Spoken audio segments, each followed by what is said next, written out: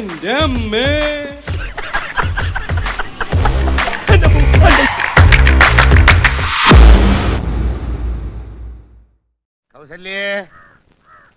കൗസല്യേ, എവിടെ എവിടെ പോയി കിടക്കുന്നു ശാപം? ഇത് നമ്മുടെ ശ്യാംകുട്ടിയല്ലേ? കാണാനില്ലെന്നു. വീട് വിട്ടിറങ്ങി പോയിട്ട് കണ്ടു കിട്ടുന്നവർ വിവരമറിയിച്ചാൽ 10,000 രൂപ. എന്നായി 10,000 രൂപ ഞാൻ വാങ്ങിക്കും. ഭ്രാന്തനെ കൊണ്ടുപോകാൻ ആള് വന്നിട്ടുണ്ട്. വേറെ കുഴപ്പമൊന്നും കാണിച്ചല്ലോ. ചെറിയ തോതിൽ കൂക്കി വിളിയൊക്കെ നടത്തി. ഞാൻ ഒലക്ക കൊണ്ട് തലക്കൊന്ന് കൊടുത്തു. പിന്നെ പ്രശ്നമൊന്നുമില്ല. അയ്യോ, ചത്തോ? ആ, അത്ര വേഗം ഒന്നും ചാവുന്ന പാർട്ടി അല്ല സാറേ അവൻ. അവനെ പിടിച്ചൊന്ന് വേഗം വണ്ടി കയറ്റണം. അതിന് നിങ്ങൾ എന്നെ ഒന്ന് ഹെൽപ്പണം. പെട്ടെന്നാവണം. ഇനി നീ പുറത്തിറങ്ങുന്നത് എനിക്കൊന്ന് കാണണം. 10,000 രൂപ അകത്ത്. ഞാൻ പോവാ സ്വാമി. പോന്നു? അങ്ങനെ അങ്ങ് പോയാലോ? എനിക്കെല്ലാം മനസ്സിലായി. പത്രത്തിൽ പരസ്യം വന്നിട്ടുണ്ട്. കുഞ്ഞിനെ പിടിച്ച് തിരിച്ച് വീട്ടിലേപ്പിച്ചാ 10,000 രൂപ എനിക്ക് കിട്ടും. 10,000 രൂപ കളയല്ലേ കുഞ്ഞെ. അവിടെ നിൽക്ക്, അവിടെ നിൽക്ക. എന്നെ പിടിച്ച് വണ്ടി കയറ്റും. ഉപദ്രവിക്കോ? അല്ല, നമ്മൾ രണ്ടുപേരും കൂടി എവിടെ? അയ്യോ, കാണാനില്ലല്ലോ.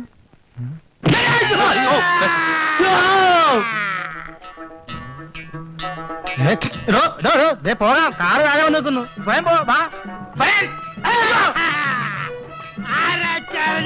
എന്നെയാണോ? എന്നെ കൊല്ലാൻ കൊണ്ടുപോകാൻ വന്നിരിക്കുകയാണല്ലേ? പുല്ലാണ് പുല്ലാണ്, നീലാണ് പുല്ലാണ്.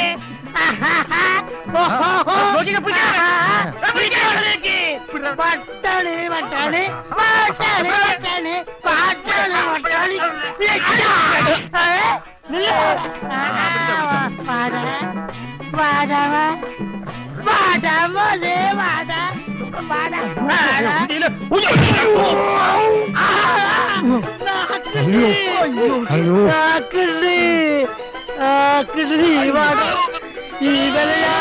പിടിച്ച് താഴേക്ക്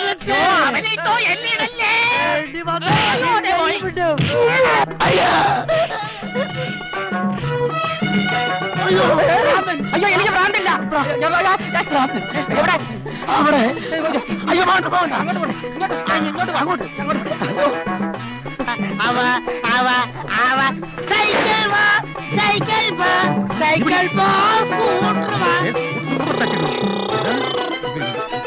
പൈസ കിട്ടും.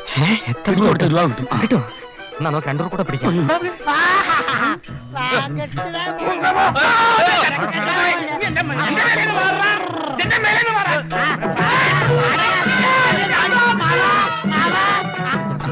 അയ്യോ മല്ലികേ, നമുക്കൊരു അബദ്ധം പറ്റി. ഭ്രാന്ത് ഹരിക്കല്ല, വേറൊരുത്തനാ. അവൻ അട്ടുമൂത്തിറങ്ങി ഓടി.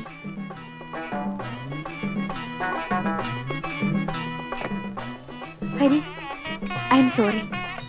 ഞാൻ ഹരിയെ തെറ്റിദ്ധരിച്ചു. ഒളിച്ചു താമസിക്കുന്ന ആളെ അന്വേഷിച്ചപ്പോൾ ഈ പ്രാന്തം മാത്രമേ ഇവിടെ ഉള്ളൂ എന്നാണ് അറിഞ്ഞത്. ഓ, അതായിരുന്നോ കാര്യം? എനിക്കെന്താ സംഭവിക്കുന്നതെന്ന് മനസ്സിലായില്ല. അതൊന്നും സാരമില്ല. നടന്നു.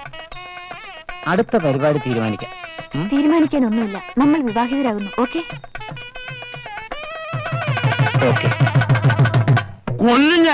ഒന്നിൽ ഞാൻ അല്ലെങ്കിൽ താൻ, അല്ല തന്നെ ഞാൻ ചാവും. നിങ്ങൾ ഇങ്ങനെ ബഹളം വെച്ച ആളെ കൂട്ടിയാൽ മാനം പോയില്ലേ?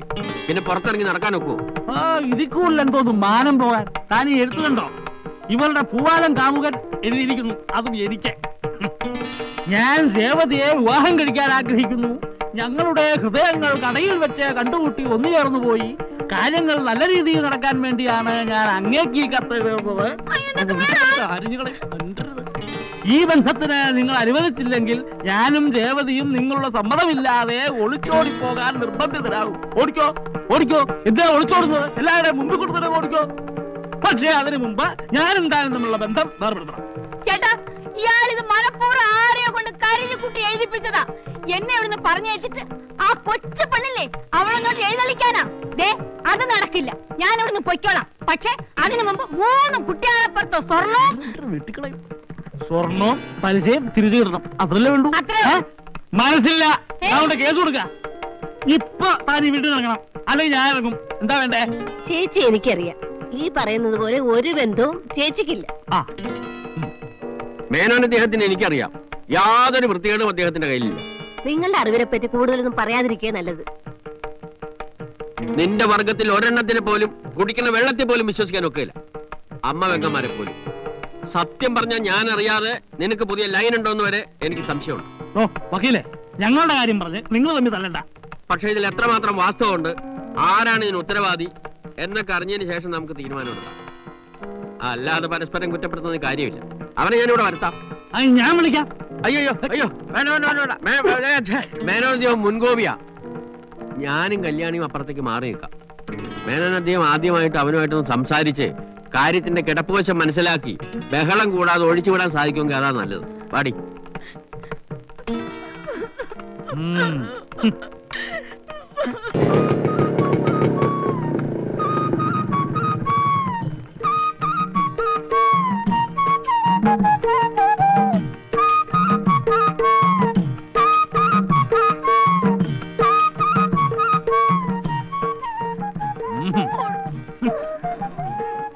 ആ നമസ്കാരം. താനാണോ എഴുത്തത്? ഏതെഴുത്ത്? ഞാൻ രേവതിയെ വിവാഹം കഴിക്കാൻ അതെ അതെ ആലോചിച്ചിട്ട് തന്നെയാണോ ചെയ്തത്? ഞാൻ രേവതിയെ പ്രേമിക്കുന്നു, രേവതി എന്നെയും. പിള്ളേ വക്കീലേ, എടാ തന്തയ്ക്ക് എനിക്കത്ത നീയോ? അയ്യോ അച്ഛൻ. ഓ അപ്പൊ ഇത് തന്റെ സദ്ധതയാണല്ലേ? ചുമ്മാതല്ല പഠിച്ചു പോയത്. ആമ്പിള്ളേരായാൽ ഈ പ്രായത്തിൽ കുറച്ച് കുസൃത്തരങ്ങളൊക്കെ ഉണ്ടാവും. പെണ്ണുങ്ങളെയാണ് നിലയ്ക്ക് നിർത്തുന്നത്. അനാവശ്യം പറയരുത്. സത്യം പറയുമ്പോ ആർക്കും ഇഷ്ടപ്പെടില്ല. പിന്നെ വയസ്സുകാലത്ത് മേനോൻ അദ്ദേഹം ചെയ്ത അത്രയും കുസൃത്തരം എന്റെ മോന്റെ മക്കളില്ല. എടാ ചെറുക്ക, സത്യം പറയണം. ഞാൻ നിന്നെ പ്രേമിക്കുന്നു പറഞ്ഞോ? അയ്യോ ഇല്ല. പിന്നെ ഞാൻ പറഞ്ഞത് മേനോൻ അദ്ദേഹത്തിന്റെ മകൾ രേവതി ഞാനും തമ്മിൽ സ്നേഹമാണെന്ന്. എന്റെ മകള് രേവതിയോ? അതേത് മകള്? എന്റെ കടയിൽ ജോലി ചെയ്യുന്ന നിങ്ങളുടെ മകൾ രേവതി.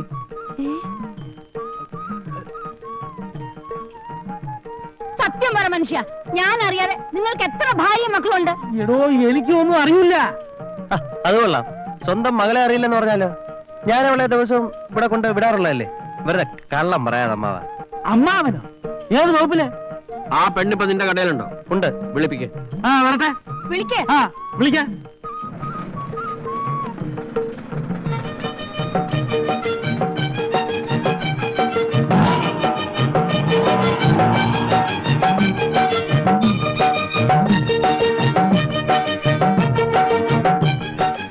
ഇതാ, ഇത് നിങ്ങളുടെ മകളല്ലെന്ന് പറയാം. ആഹാ, എന്റെ ഉദ്ദേശത്തിൽ അല്പം തെറ്റുപറ്റിയെന്നേ ഉള്ളൂ. അച്ഛനും മകനും തമ്മിലുള്ള കൂടിക്കാഴ്ചയായിരുന്നു അല്ലേ? കുട്ടി, ഞാൻ കുട്ടിയുടെ തന്തയാണെന്ന് കുട്ടി അവകാശപ്പെടുന്നുണ്ടോ? ഇല്ല. അയ്യോ, പിന്നെ മകളാണെന്ന് പറഞ്ഞോ? നിങ്ങളെല്ലാരും എന്നോട് ക്ഷമിക്കൂ. എന്നെ ശിക്ഷിക്കൂ, എന്ത് വേണേലും ചെയ്യാം. ഒരു ജോലി അന്വേഷിച്ചലഞ്ഞ് നിവൃത്തിയില്ലാതായപ്പോൾ കിട്ടിയ ജോലി നഷ്ടപ്പെടാതിരിക്കാൻ വേണ്ടി ഞാൻ കുറെ നാടകമൊക്കെ കളിച്ചു. മനഃപൂർവ്വമല്ല. ആദ്യം പറഞ്ഞ കള്ളം നിലനിർത്താൻ വേണ്ടി പിന്നെ പല കള്ളങ്ങളും പറയേണ്ടതായും ചെയ്യേണ്ടതായും വന്നു. അതാണ് സത്യം.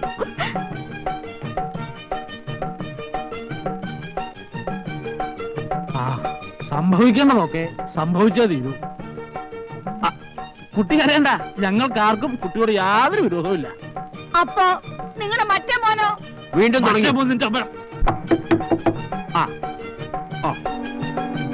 രണ്ടിലൊന്നും അറിയാനാ ഞാൻ വന്നിരിക്കുന്നു. ഞാൻ മഹാവൃത്തികെട്ടവനാ. അത് തന്നെ ആദ്യം കണ്ടപ്പോഴേ മനസ്സിലാകാൻ പോകുന്നതേ ഉള്ളൂ. എന്റെ മകളെവിടെ? അയ്യോ, ശല്യമായല്ലോ. ഇത്ര നാളും എന്റെ മോനെവിടെ ചോദിച്ചു നടന്നു. ഇപ്പൊ അയാളുടെ മോളെവിടെയാണ്? തനിക്കെന്തൊരു അസുഖമുണ്ട്? തന്റെ മകനെ ഞാൻ കണ്ടുപിടിക്കുമെന്നായപ്പോൾ എന്റെ മകളെ താൻ തട്ടിക്കൊണ്ടുപോയതാണെന്ന് എനിക്കറിയാം. എവിടെ എന്റെ മകൾ? ഞാൻ കല്യാണം കഴിച്ച് എന്റെ വീട്ടിൽ കൊണ്ടുപോയി സുഖമായി താമസിപ്പിച്ചിട്ടുണ്ട്. എന്താ വേണ്ടേ?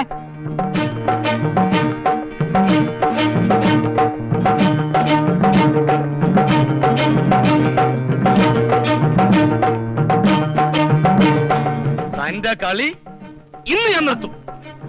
തേങ്ങ കളിക്കരുത്, പൊട്ടും പൊട്ടുവത്. ആ പൊട്ടിക്കാൻ പോകുന്നതേ ഉള്ളൂ. ഒരു ഒറ്റെണ്ണം അനങ്ങി പോകരുത്. എന്റെ ആൾക്കാർ പുറത്തു നിൽപ്പുണ്ട്. ഞാൻ പറയുന്നത് അതുപോലെ അനുസരിച്ചേക്കണം. ഇല്ലെങ്കിൽ ശവം പോലും ബാക്കി കാണില്ല. ആ നടക്ക്. നടക്കാൻ.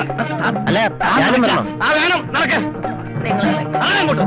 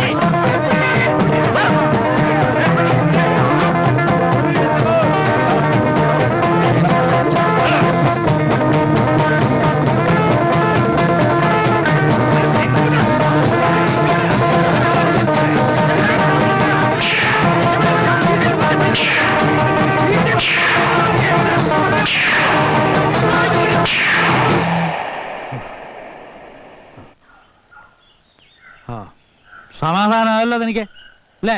ഇനി നമ്മൾ തമ്മിൽ ഒന്നിച്ചു പോവില്ല. തനിക്ക് എപ്പോഴും എന്നെ സംശയ. നിങ്ങൾക്കും. ആ അതാ പറഞ്ഞത്, തീർന്നു ബന്ധം. എന്നെ എന്റെ വീട്ടിൽ കൊണ്ടു വിട്ടു. അത് തന്നെയാ ചെയ്യാൻ പോകുന്നത്. നടക്കേ നടക്കേ. ഒരു വലിയ മഴ പെയ്ത് തോർന്ന പോലെ ഉണ്ട്. ഏതായാലും കലങ്ങിയ വെള്ളമെല്ലാം തെളിഞ്ഞു.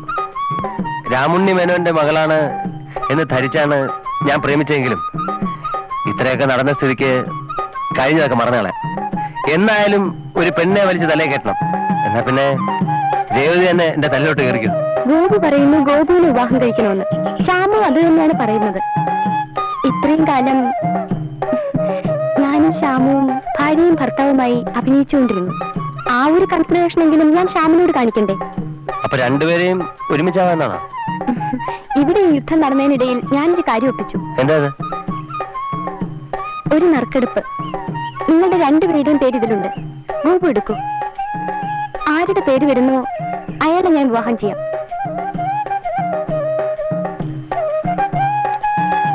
ദൈവമേ. Shyam.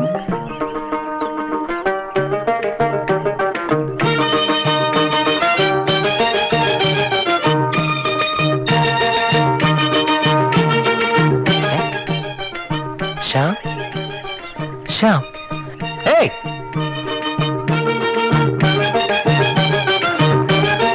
Wish you A happy married life. 10-20 കൊല്ലം ഒന്നിച്ച് ജീവിച്ചു. ഇനിയിപ്പോ ഭാര്യ പിണങ്ങിപ്പോയെന്ന് വെച്ചിട്ട് ബ്രഹ്മചാരിയായിട്ടൊന്നും ജീവിക്കാൻ പറ്റില്ല. എവിടെങ്കിലും നല്ല കുടുംബത്തിൽ പറഞ്ഞൊരു പെണ്ണിനെ കണ്ടുപിടിച്ച് ഒരു കല്യാണം കഴിക്കണം. എനിക്കും അത്രയും പ്രായമൊന്നും ആയിട്ടില്ല. എവിടുന്നെങ്കിലും നല്ല കുടുംബത്തിൽ നിന്ന് ഒരു ചെറുക്കനെ കണ്ടുപിടിച്ച് ഒരു പുതിയ ജീവിതം ഒന്ന് ആരംഭിക്കണം.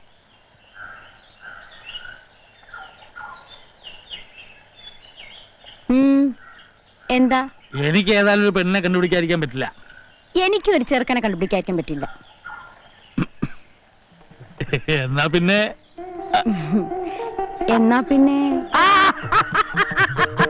നമുക്ക് നമ്മുടെ നാട്ടിലേക്ക് പോവാൻ കളി കഴിയാറായപ്പോഴെങ്കിൽ